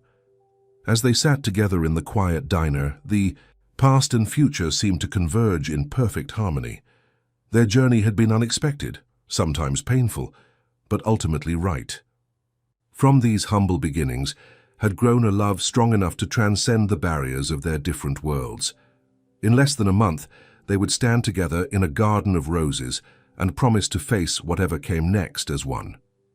But in this moment, in the simple act of sharing soup in the place where a homeless man and a kind-hearted volunteer had first connected, they were already home. The day of the wedding dawned clear and mild, perfect weather for the garden ceremony they had planned. Naomi stood in a small cottage on the grounds, Martha helping her with the final touches on her simple but elegant dress.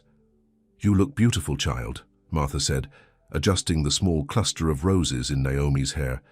"Your father would be so proud." The mention of her father brought tears to Naomi's eyes. "I wish he could be here. He is in his own way."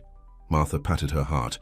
"Right here, and he'd be over the moon to see you so happy." A knock at the door revealed Catherine, looking elegant in her role as bridesmaid. "Everything's ready whenever you are. The garden looks magical." Naomi took a deep breath. "I'm ready." The garden path was lined with lanterns that would glow as evening approached. Chairs had been arranged in a semicircle around a simple arch covered in climbing roses. Only about 30 guests were present, close friends, Martha and the staff. From Hope's place, a few colleagues from both their workplaces, and Jennifer, who had become a friend as well as Gabriel's right hand. Music began, not the traditional wedding march, but a gentle melody played by a string quartet. As Naomi started down the path, she saw Gabriel waiting beneath the arch, his expression one of wonder and joy as he watched her approach. In this moment, all the complications of their relationship, the different worlds they came from, the challenges they had faced, the public scrutiny they had endured, fell away. There was only this: two people who had found each other against all odds, choosing to build a life together. The ceremony was brief but meaningful. They exchanged vows they had written themselves, promises that acknowledged both the unusual path that had brought them together and the commitment they were making to their shared future. "I found you when I was lost," Gabriel said, his voice steady despite the emotion in his eyes. "Not just physically, but in every way that matters. You saw me, not the CEO, not the billionaire, not even the homeless man in the corner of the diner, just me. And in being seen, I found myself again." Naomi's voice trembled slightly as she spoke. "You came into my life disguised as someone who needed help, but you ended up being the one who helped me heal. You showed me that opening my heart wasn't a weakness, but the greatest strength I possess. I promise to face whatever comes next with that same courage, to love you completely, to challenge you when needed, and to build something beautiful with you day by day." As they exchanged rings, the setting sun cast a golden glow over the garden, just as Naomi had always imagined in her childhood dreams. When the officiant pronounced them husband and wife, the small gathering erupted in heartfelt applause. The reception was held in a glass pavilion adjacent to the garden, decorated simply with more lanterns and flowers. There were no elaborate displays of wealth, no celebrity guests, nothing to suggest that one half of the couple was among the richest men in the country. It was exactly what they had wanted, a celebration focused on love and connection rather than spectacle. During dinner, Martha stood to offer a toast. When Gabriel first walked into Hope's place, none of us could have imagined where that moment would lead. But watching these two together over this past year, I've come to believe that some people are just meant to find each other, even if they have to travel the most unlikely paths to do it. She raised her glass. "To Naomi and Gabriel, may you always see each other as clearly as you did that first night at the diner." As the evening progressed, Gabriel led Naomi to the dance floor for their first dance. He held her close, moving to the gentle rhythm of the music. "Happy?" he asked softly. "Completely," she replied, resting her head against his shoulder. "It was perfect. Exactly what I wanted." "There is one surprise," he admitted. "A wedding gift, I hope you don't mind." Naomi pulled back slightly to look at him. "What kind of surprise?" Before he could answer, Jennifer approached, handing Gabriel an envelope. "It's ready," she said with a smile. Gabriel led Naomi to a quiet corner and handed her the envelope. "Open it." Inside was a deed and photographs of a familiar building, Hope's. "Place you bought the diner?" Naomi asked, confused. "Not exactly. Martha has owned the building for years, but it needed major renovations she couldn't afford. The foundation has purchased it from her at fair market value, with a lifetime lease back to her for $1 a year." Understanding dawned. So she gets the money she needs for retirement eventually, but can keep running the diner as long as she wants. Exactly. And once she's ready to step back, the foundation will ensure Hope's Place continues as both a diner and a community resource center. No one who depends on it will ever have to worry about it disappearing. Tears filled Naomi's eyes. This is the perfect gift. Thank you. There's more, Gabriel said. The apartments above the diner will be renovated as transitional housing, safe, dignified spaces for people working to get back on their feet, with support services on site. It was exactly the kind of project Naomi had dreamed of, but never thought possible. When did you arrange all this? Martha and I have been planning it for months. She's quite the negotiator, by the way. Insisted on being named to the foundation's board as part of the deal. Naomi laughed through her tears. That sounds like Martha. Gabriel wiped a tear from her cheek. I wanted our wedding day to include something meaningful, something that honors where we began and the work we both believe in. It's perfect, she said simply, pulling him close for a kiss. As the evening continued, Naomi found herself taking mental photographs of the moment. Martha, dancing with one of the volunteers from the diner. Catherine sharing stories with Jennifer. Gabriel laughing with the teenagers from her youth program who had insisted on attending. These were the people who mattered, the ones who had seen them through the ups and downs of their unusual love story, not the corporate associates who had questioned Gabriel's choices or the media who had tried to sensationalize their relationship, but the authentic connections they had formed along the way. Later, as they prepared to leave for their honeymoon, a trip that would combine luxury destinations Gabriel loved with simple, meaningful experiences Naomi valued, Gabriel pulled her aside for one quiet moment. I have something for you, he said, reaching into his pocket. He handed her a folded piece of paper. She opened it to find another drawing, this one showing both of them at their corner booth in Hope's Place, heads bent close in conversation, coffee cups between them. Beneath it, he had written, "Where two worlds met and became one." Naomi traced the lines of the drawing, remembering those early conversations when neither of them had known where their connection might lead. It feels like a lifetime ago. In some ways it was, Gabriel agreed. We're different people now. Better people, I think. She carefully refolded the drawing. Together. As they said their goodbyes and prepared to embark on the next chapter of their journey, Naomi felt a profound sense of rightness. Their path forward wouldn't always be smooth. They would still face challenges in navigating their different backgrounds, in balancing their personal lives with their public roles, in the work they were committed to doing in the world. But they would face it all together, with the understanding and compassion that had brought them this far. The homeless man and the diner volunteer, the billionaire and the community worker, labels that had once seemed to define them, now just pieces of a much larger, richer story they were writing together. A story that had begun with a simple cup of coffee and a moment of genuine seeing, and had grown into a love strong enough to bridge worlds.